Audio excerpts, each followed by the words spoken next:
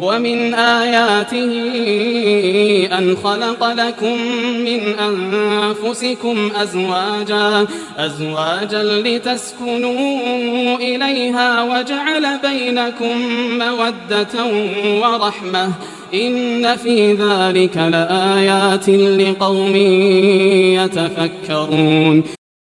Kita masuk di bab selanjutnya, yaitu bab khitbah atau meminang.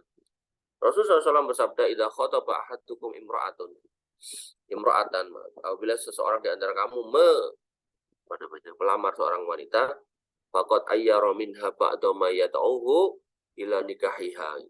Maka jika dia bisa melihat pada apa yang mendorongnya pada pernikahan itu, ya, falyaf'al, maka lakukan. Rawahu Ahmad wa Abu Dawud. Silakan lakukan. Jadi kalau memang dengan melihat itu membuat kamu itu semakin mantap untuk kemudian menikah, maka lakukan. Itu lebih baik. Jadi, saya pernah menadorkan, mengantar. Dan ini kan Minang ya, tapi bahasa yang di sini maksudnya nador. Ya, menadorkan seorang, kemudian laki-lakinya pengen mundur karena akhwatnya pakai cadar, dia merasa nggak bisa menilai. Sudah, kita lakukan lagi pada kondisi yang kedua, cadarnya dilepas, laki-lakinya mau untuk mempertimbangkan untuk ketemu lagi, barang ketemu ya tetap mundur, ya sudah, itu nggak bisa dipaksakan. Dalam hadis lain dikatakan, undur ilaiha, lihatlah kepadanya, fa innahu akhra ayyudama bainakuma, karena kalau kamu sudah lihat orangnya, itu bisa menyebabkan kamu langgeng dalam pernikahan di antara kalian berdua. Hadis tersebut menunjukkan bolehnya melihat apa yang lazim nampak pada wanita yang dipinang tanpa sepengetahuan dan tanpa berkholwat berduaan dengannya. Jadi melihatnya itu bisa melihat dari jauh, bisa melihat langsung, tapi ada walinya. Kalau melihat dari jauh itu bukan dalam posisi dia mandi ya. Oh berarti untuk ngintip, ini ada sebagian orang yang berpendapat gitu, ngawur itu. Bisa, maksudnya itu melihat dari jauh mungkin kadang si calon ini, si wanita ini mungkin kadang nyapu halaman rumah, nah, dia melihat dari jauh mungkin 200 meter, diam-diam, nggak apa-apa. Tapi kalau tiap hari kerjaannya ngundet orang, ini nggak boleh. Ini memang benar-benar tujuannya untuk menikahi, bukan untuk sekedar ngintip tok. Para ulama berkata dibolehkan bagi orang yang tidak meminang seorang wanita yang kemungkinan besar pinangannya diterima untuk melihat apa yang lazim dampak dengannya, dengan tidak berkholwat berdua, dan jika aman dari fitnah. Jadi yang dilihat itu yang umumnya dilihat. Ya, kamu yang tahu gendut apa enggak boleh, kamu yang tahu mukanya seperti apa boleh, kalau memang dia buka cadar ya. Tapi kalau dia bercadar ya mau nggak mau harus mendatangi walinya dan bertanya. Kemudian dalam hadis Jabir dia berkata, aku berkeinginan melamar seorang gadis, lalu aku sembunyi untuk melihatnya, sehingga aku melihat darinya apa yang mendorongku untuk menikahinya, lalu aku menikahinya. Jadi, maksudnya ngintip itu di sini. Tapi ngintip sekali lagi bukan ngintip mandi. Jadi dia ngeliat dari jauh bagaimana perbuatan dia, ya misal sergap apa enggak, kemudian misal dia megang anak kecil, dia bagaimana perlakuannya galak apa enggak, gitu, bisa. Ya. Dan Jabir ini pernah bertanya kepada Nabi SAW, ya, wanita muda dalam artian gadis atau janda yang lebih baik untuk dinikahi. Ya. Kemudian Nabi mengatakan wanita muda atau gadis yang lebih utama daripada janda. Kemudian Jabir mengatakan, tapi bapakku meninggalkan anak yang banyak. Maka kemudian Nabi SAW mengatakan, ya kalau kamu sama janda ya nggak apa-apa. Artinya dalil itu menjadi dalil hukum asalnya menikahi gadis lebih baik daripada menikahi janda. Tapi ketika memang diperlukan janda, orang yang lebih terampil, lebih cekatan, gitu kan, maka menikahi janda tidak dipermasalahkan dalam agama ini. Bahkan ada hadis yang mengatakan as-sa'i 'alal armalati wal miskin kal mujahid fisabilillah. Orang yang ngurusi janda dan orang-orang miskin seperti orang berjihad di jalan Allah. Dan sini menunjukkan bahwa Jabir tidak berduaan dengan wanita tersebut, dan si wanita tidak mengetahui bahwa dia melihat Jabir. Jadi ini berarti ngintipnya jauh ya. Paling nggak 100 meter, 200 meter itu. Dan tidaklah terlihat dari wanita tersebut kecuali apa yang biasa dilihat dari tubuhnya. Jadi bukan karena ngintip pas mandi, bukan. Tapi terbiasa dilihat. Misal dia di luar nyapu, di luar dia gendong adiknya untuk bermain dengan anak-anak. Ya. Misal kamu senang sama wanita yang keibuan, ya kamu terus ngintip tahu ya. Oh, ngintip. Beda. Ngintip itu lebih ke dari lubang-lubang kecil gitu. Ngintip itu kayak niteni apa ya? Apa Mas Eko? Ngindik guru TK gitu kan, kamu lihat dari jauh mana guru TK yang paling gemati sama anak kecil itu, terus kamu samperin. Hal ini rukhsah keringanan khusus bagi yang kemungkinan besar pinangannya diterima. Oh, malah di sini dikatakan oleh Syekh Fauzan, kalau bisa itu yang melakukan kayak gini itu yang kemungkinan besar pinangannya diterima. Jadi kok gelakatnya mau diterima, nah kamunya masih ragu, pengen mantapkan hati, nah ngindik lah. Jika kesulitan untuk melihatnya, bisa mengutus wanita yang dipercaya untuk melihat wanita yang dipinang, kemudian menceritakan kondisi wanita yang dipinang. Bisa mengutus kakaknya, adiknya, perempuan ya, gitu. Dik, tolong, tak tolong, ada guru TK di sana, gitu. Namanya ini, gitu. Tolong kamu cek, gitu. Menurutmu gimana? Tapi kita percaya loh ya sama si adik kita ini.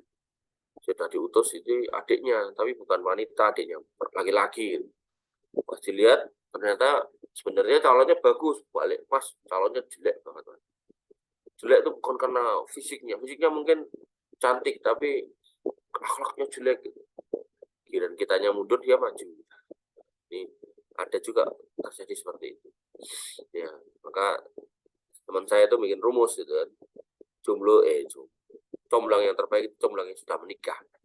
Karena kalau ada yang belum nikah dan nyomblangin gitu kan, itu biasanya yang dicomblangin itu menurut si comblang ini nggak bagus, sehingga dicomblangin. Karena bagus ya dinikah sendiri, makanya comblang terbaik itu comblang yang sudah menikah. Barang siapa yang diminta untuk menjelaskan kondisi peminang yang diminang, ya wajib baginya untuk menyebutkan apa yang ada padanya dari kekurangan atau hal lain, dan ini bukan termasuk ghibah. Jadi ketika menyebutkan fisik atau kekurangan-kekurangan dari calon ini, itu bukan termasuk ghibah. Silakan loh, kalau ada pertanyaan silakan dikirimkan ke kolom chat sambil saya selesaikan. Dan diharamkan meminang dengan ucapan yang jelas tasrih kepada wanita yang sedang dalam masa iddah, itu haram. Jadi masa iddah 1-2 kita kemarin udah bahas ya, itu wanita boleh rujuk pada suaminya. Masa iddah 3 udah nggak bisa rujuk. Nah, di masa iddah 1-2-3 seorang wanita tidak boleh menerima pinangan. Seorang laki-laki nggak boleh meminang. Makanya kalau ada wanita janda, ketika kita pengen nikahi janda, ya, tanya padanya, kapan suamimu meninggal? Kita bisa jawab sendiri, dia punya masa iddah kapan? Oh, baru meninggal 10 hari yang lalu, sejauh-jauh. Oh, aku khawatir nanti kalau dia dinikahin orang lain, bilang, Bude, sih nggak cuma Mbak Bude, gitu. Jadi ada saking tua ya. Bude, saya kayaknya tertarik sama jenengan gitu kan. Ya, jadi saya nunggu Bude sampai nanti selesai masa iddah ya gitu. Jadi kalau bisa jangan kemana-mana, jangan terima tindakan yang lain. Gue cah cilik kok. Loh, saya tuh serius loh. Saya tuh serius mau melanjutkan perjuangan Pak D. Sekali lagi, ini bukan Bude yang mahram ya, bukan ya. Karena kita bahasakan Bude karena dia wanitanya benar-benar sudah berumur. Kalau yang mahram nggak boleh. Mahram itu dinikahi atau nggak boleh dinikahi selamanya, itu mahram mu'abbad. Di kakak dari bapak kita itu nggak boleh, gitu kan. Atau kakak dari ibu kita itu kan kita nyebutnya Bude, itu nggak boleh kita nikahi selamanya.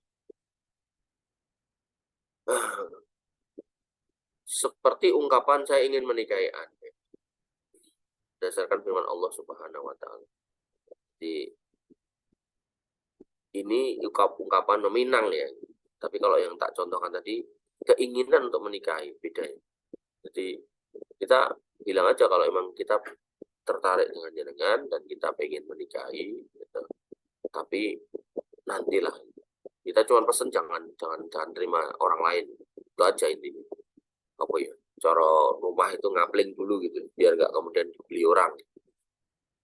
Nah, DP dulu gimana Pak? Nggak boleh. DP itu dosa, itu zina lagi.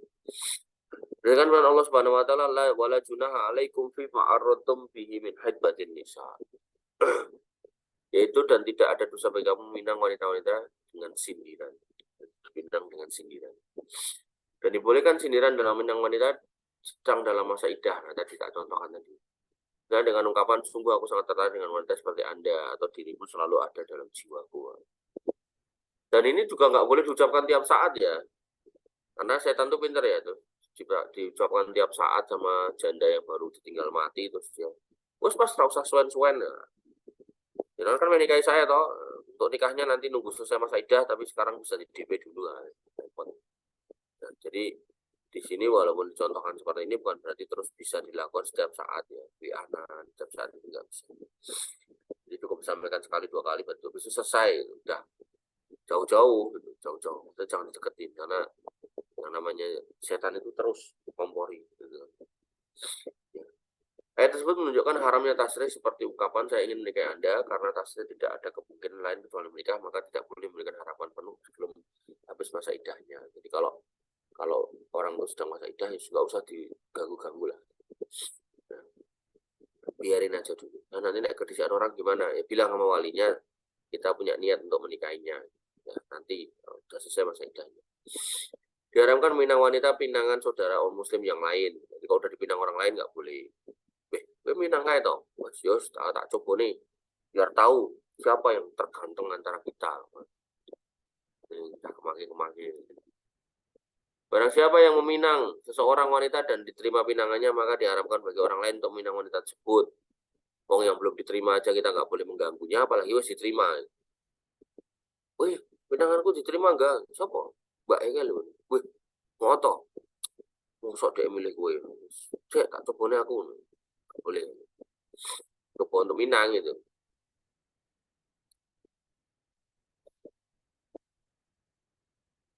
Sampai dia diizinkan atau ditinggalkan itu. Nah, jadi kalau kita mau tertarik sama wanita yang dipinang saudara kita ngomong gitu. Dia nek mau batal wae. Gimana kalau kamu batalkan aja? Saya tak yang meminangnya.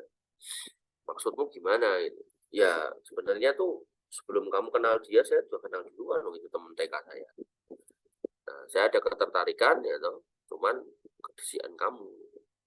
Nah, kalau boleh nih ya, tapi jangan maksa ya. Maksudnya jangan pakai kekerasan. Kalau boleh saya tak meminangnya. Oh gitu, yaudah sana. Ya udah mengikhlaskan, aman.